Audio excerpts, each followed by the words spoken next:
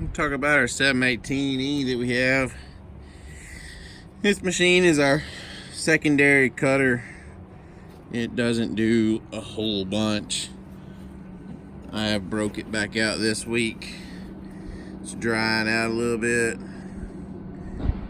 and I'm teaching one of my loader operators how to run the track cutter. This thing has I think it's 12,500 hours on it, and it is still solid as a rock. I would say it's bulletproof, but as you can see right there and right there, and there's actually some on the front of the windshield up there. Can you see that or not? But it has been shot before. It's not bulletproof. And operators, if your salesman tries to tell you that these windows are bulletproof, please tell them they are full of shit. Look at those windows right there. See those two holes? Those are bullet holes. Yeah. So, but anyway, it's a good old machine, man. I mean, it sets months at a time and doesn't do anything but just drive track to track to track with me, and go to it. It busts right off every time. Cuts wood. So what we do with it when we have it and operating, it's we keep the front dualed out. I just put the duals back on it a little bit ago. The last guy I had helping out here, he cut with this some, he run the skidder some. He mainly ran this. We had a little bit of a dry patch, and they were keeping us in drier ground up north, and I took the duals off for him to help thin. Just cutting down rows with this thing, it's really easy to run ahead of a track machine. I mean, just like today, if I actually added up all the time I've cut, I may have cut 2 hours, and I haven't. The track machine won't catch me today. But so it's really easy to get ahead and with just cutting the down rows. But we're back down home now, and in the what we call the West Bay. You can Google West Bay Game Reserve for those of you not from my area, and you can kind of see generalization as to where we work. We usually stay in the bay. It's wet. It stays wet around here. I mean, it's drier right now, but it's that kind of ground that you'll be cutting along, working the machines and everything else, and just out of the blue, the ground starts mushing up, and next thing you know, there's water pumped up. So even though the ground, I mean, you can't stick your stick in the ground. It's hard ground, measuring it with a stick, but putting the machines to work out there in it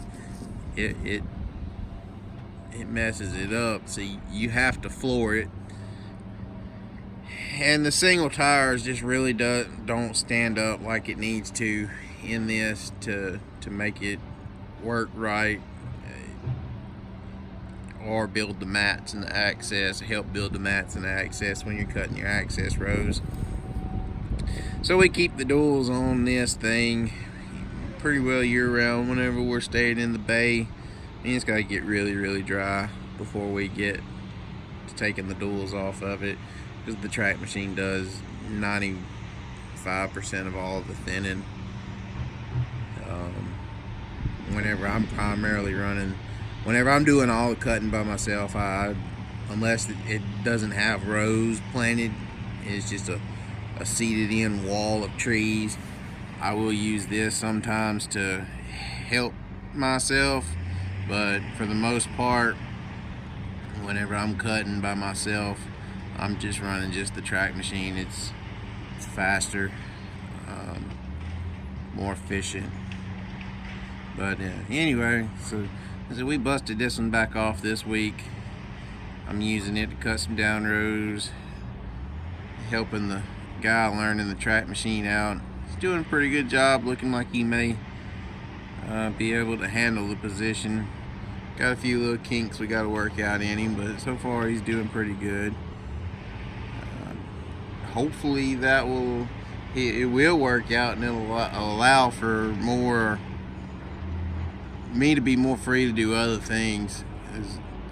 When you're trying to run a job and run a piece of equipment at the same time, especially the cutter, and you're the only cutter here, it can be tough.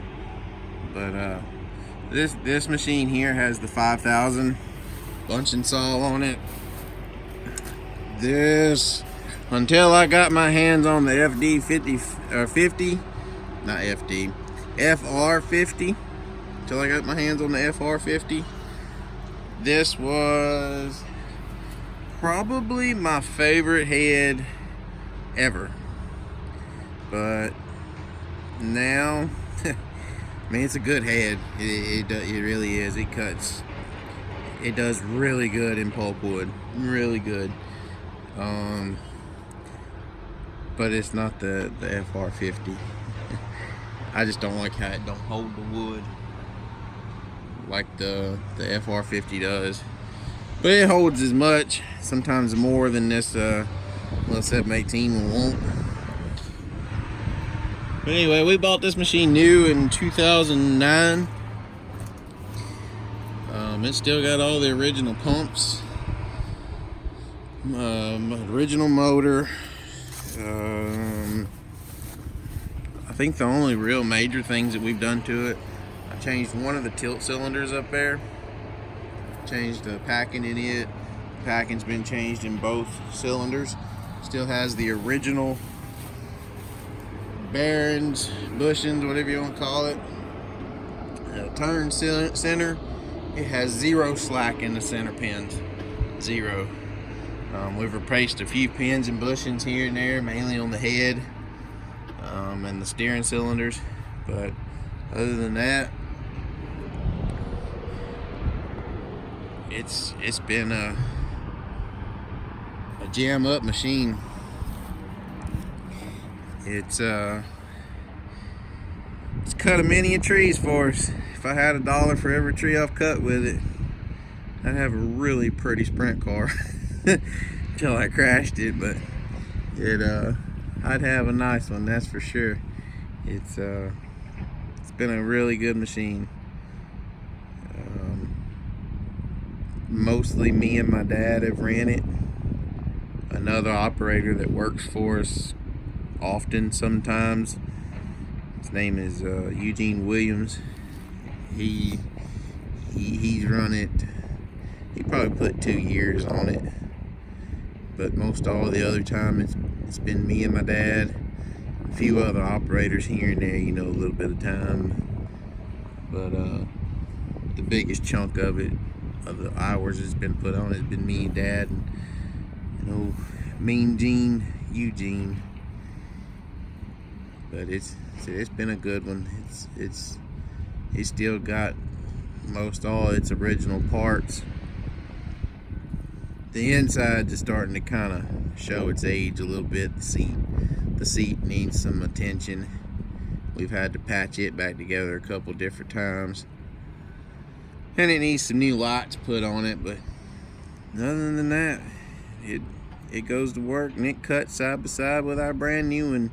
Oh, the saw pump. I forget about the saw pump. We upgraded the saw pump because it was going bad to the 720 saw pump. So the saw is a lot better than a standard 718, and it's also had the drive motors, drive pump, whatever you want to call it. It's had that, but the main hydraulic pump, all the valve body, everything like that, that's still original. But the drive pump and the saw pump has been replaced. Them them pumps probably been replaced like 500 hours ago or something. So I mean, it had like 12,000 hours on it whenever we finally had to break down and change those. And the cab of the machine is still in like great shape, which we don't work big timber. It don't get abused and everything. So I figured I'd show our little 718. Some people probably like to see it. This is probably a lot more conventional to most people. This is what most of y'all are used to cutting with, seeing cut and stuff like that. And there's people in our area that use them, but man, it's so wet here. You really need a track machine to stay busy. I can kind of walk over here and show y'all. I mean, you can see on the ground, you can see it looks dry. But you can see where the track cutter's been through here cutting, and you can see where it's kind of mushed down. Let's see if I can get this to have the camera on a gimbal now. I'm trying to see if it will come down to show my feet. Yeah, y'all can see the ground humping under my feet where it's so mushy. It's I mean, it's a hard, crusty top, but where the track machine's done been through here, it's a mushy, pumping mess. So, I mean, you can cut down rows with the little rubber tire because it weighs next to nothing, and it gets in, it gets out. But as you can see,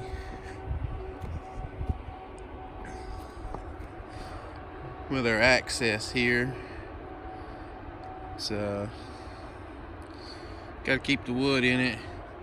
And you can see that spot there is trying to mush out a little bit.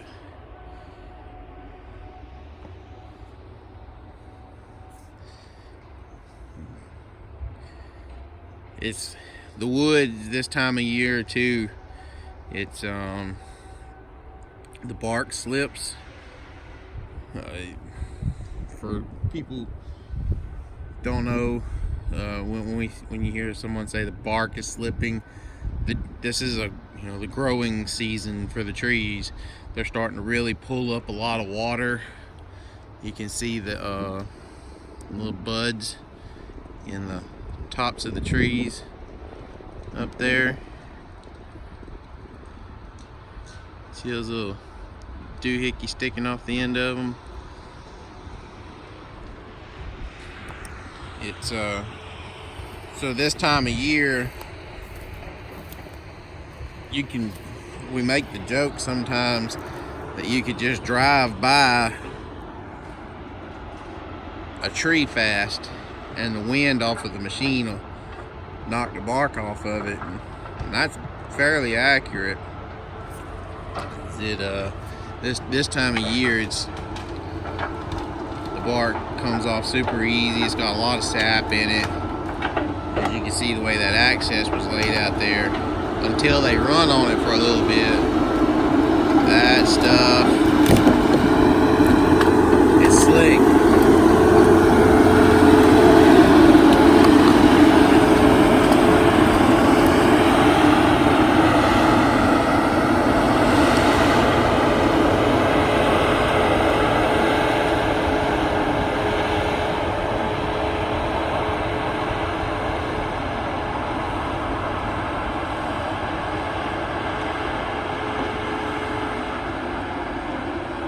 Like he's starting a new road. We're getting down to the end of the day too.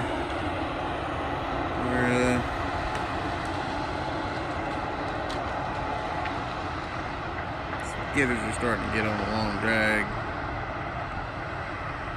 But anyway, figured I'd show y'all the access and the little 718. Talk about it some. Haven't really mentioned it any. It's not a fan of tire cat track cutters, but they're rubber tire cutters. You really can't beat them. Like I said, I would say they're bulletproof, but that one's been shot. So it not technically bulletproof. They backstory to the machine getting shot.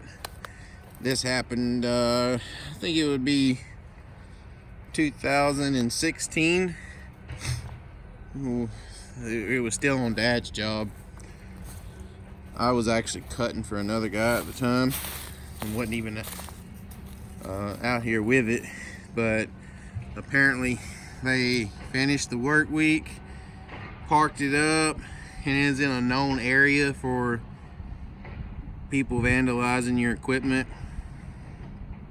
And they come back Monday morning, the passenger side window over there was knocked out of it. Didn't know, what the hell happened. And then they got to looking and saw the bullet holes in the front window.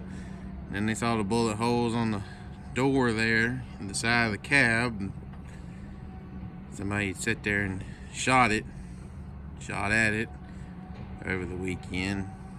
So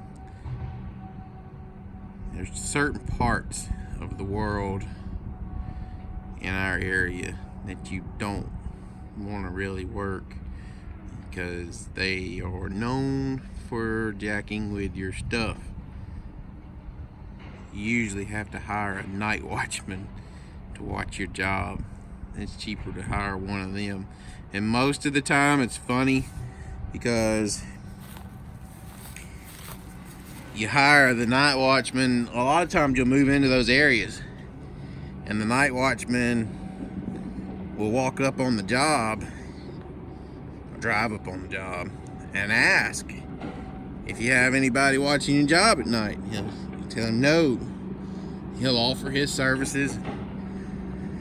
We learned after the first couple of times of being in that one particular area, whenever they drive up like that and they offer their services and you decline, the next morning for some reason all your fuel's gone out of your stuff, or your batteries are gone, or something's been jacked with.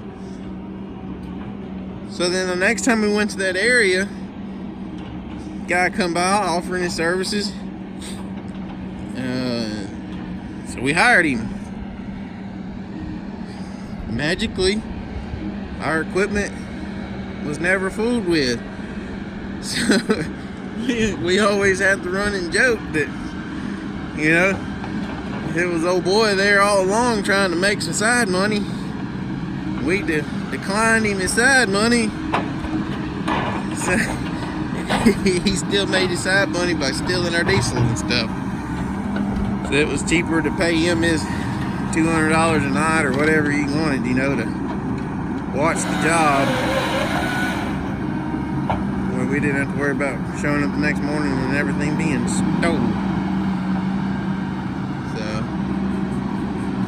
that may not be what happened, but it's just kind of odd, how things like that work. So anyway, we'll cut this one off. Hopefully everyone's enjoying the videos we've been doing. Starting to get a lot of interaction on the channel, which is cool. I love talking with the people and everything. As far as like the racing and stuff goes, this weekend, March the 23rd, we'll be racing again at Thunder Valley Speedway in Glenmore, Louisiana. Feel free to come out and watch us race. If you get a pit pass, come in the pits, know what the car looks like, come find me. We'll talk and whatever, as long as we ain't too busy with the car. I love talking to people. But give me a like, give me a share, subscribe to the channel, comment comment in the comments whether you like what we're doing, you don't like what we're doing, you want to see more of something else. The logging videos are doing way better than the racing videos for some reason, so I'm gonna keep doing more logging. I would rather do more racing. Racing is definitely my passion, but logging is what seems to be on everybody's brain. So that's what y'all keep. Logging keeps getting the views, and logging is what we'll keep doing. There's our 620 company in there. This guy is also a trainee before anybody says anything. Up until it was 1st of November, this dude had never seen a logging job, ever. Never seen one work. I hired him, started trimming trucks. He seemed like he wanted to try and learn how to run the skidder. So put him on it, start teaching him. He's a little slow, yeah. He does a good job most days. He's not beating the skidder to death, and he brings a big drag when he comes to the set. That means a lot to a boss.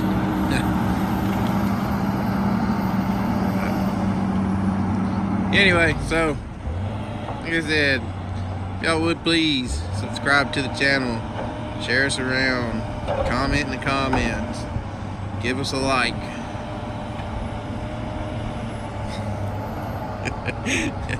Danny up there giving y'all the finger. So yeah.